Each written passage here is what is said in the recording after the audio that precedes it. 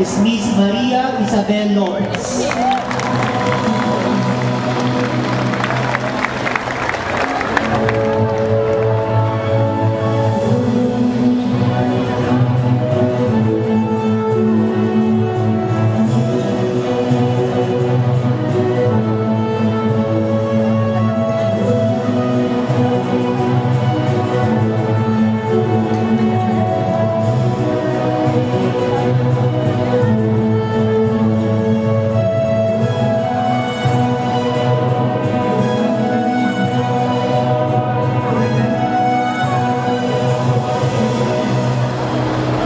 Magandang gabi sa inyong lahat. Mga Rizalians, gising pa ba kayo?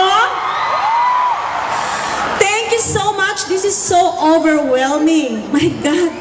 Isang gabi, isang parangal, 2 pelikula, 2 awards. What can I say?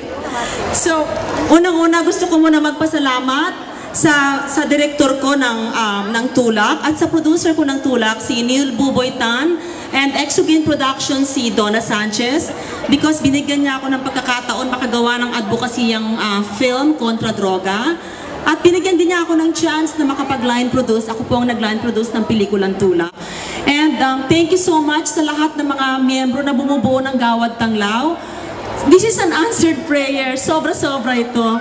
Maraming salamat naman at napansin niyo itong mga nagawa ko because I've waited so long for this. Hindi ako kagaya ni Ate V na, my God, since maliit pa lang siya, kumuha na ng maraming awards. Ako, I was in the business for 27 years and first award ko po ito sabay-sabay pa. So it more than compensated for everything, all the hard work. Second, gusto ko rin pasalamatan si Director Brillante Mendoza dahil kagaya ni John Lloyd Cruz at ni Edo Manzano, si Lucky Manzano, tinanggihan niya yung pelikulang In My Life. Tinanggihan ko din po yung pelikulang Kinatay dahil napaka-sensitibo ng mga eksena. Pero pinilit po ako na Brillante at medyo na-corner ako at hindi ko na matanggihan. So thank you so much kay Brillante Mendoza for believing in me at nilagay niya ako sa pelikulang Kinatay. And ang gusto ko rin pasalamatan is my daughter, Mara Lopez, nandyan siya, si Mara ng Star Magic.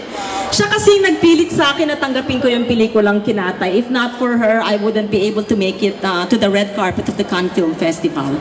So once again, napakalaking karangalan na maging Best Supporting Actress ngayong gabi. Not 1 but 2 films. This is so rare. Parang summa cum laude ako ng 2 movies. Thank you.